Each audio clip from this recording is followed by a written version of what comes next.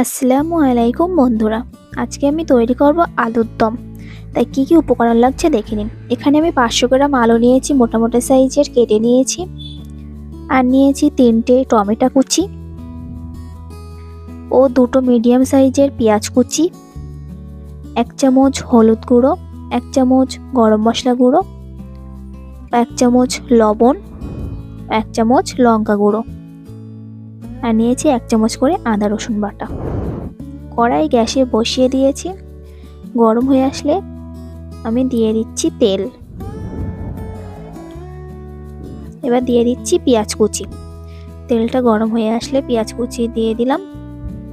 পেঁয়াজ কুচিটা আমি লাল লাল করে ভেজে নেব।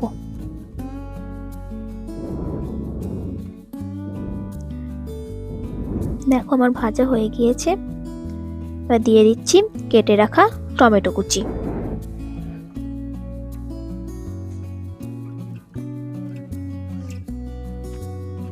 টমেটো কুচিটা দিয়ে ভালো করে একটু কষিয়ে নেব।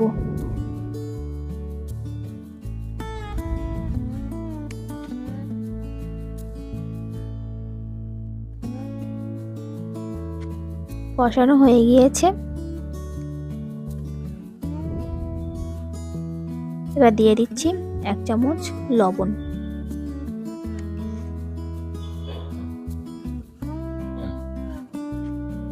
লবণটা দিয়ে ভালো করে কষিয়ে নেব।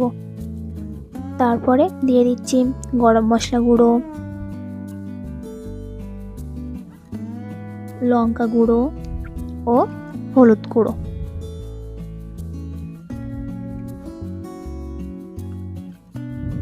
মশলাগুলো দিয়ে ভালো করে এবার কষিয়ে নেব। তারপরে দিয়ে দিচ্ছি আদা রসুন বাটা।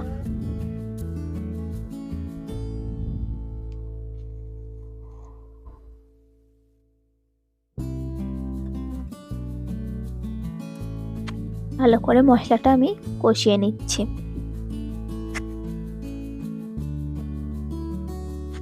এবার সামান্য পানি দিয়ে মশলাটা আরো ভালো করে একটু কষিয়ে নিতে হবে, তেল ছাড়া মতো।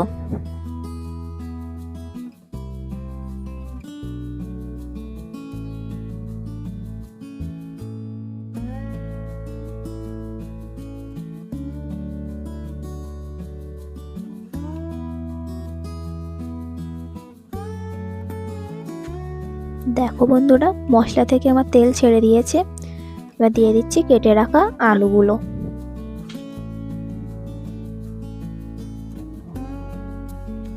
আলুগুলো দিয়ে ভালো করে মশলাটা আলুর গায়ে মাখিয়ে নিচ্ছি।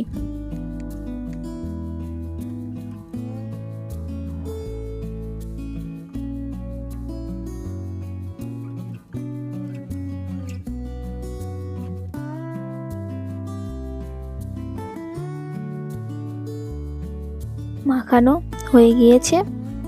এবার দিয়ে দেব সামান্য পরিমাণ পানি।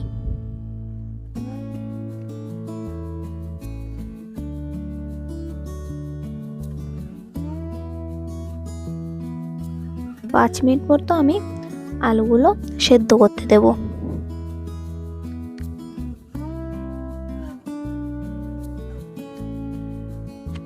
পাঁচ মিনিট পর ফিরে এলাম।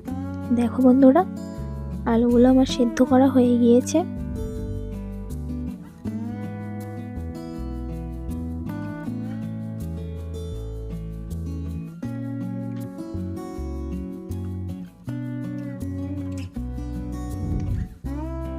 আর একটু অল্প পরিমাণ আমি পানি দিয়ে দিলাম।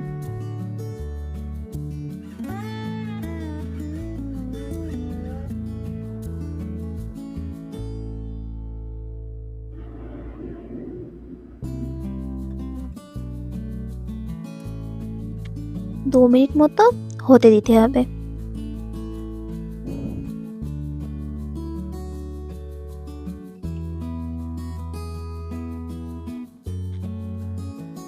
হয়ে গিয়েছে আমার আলুর দম।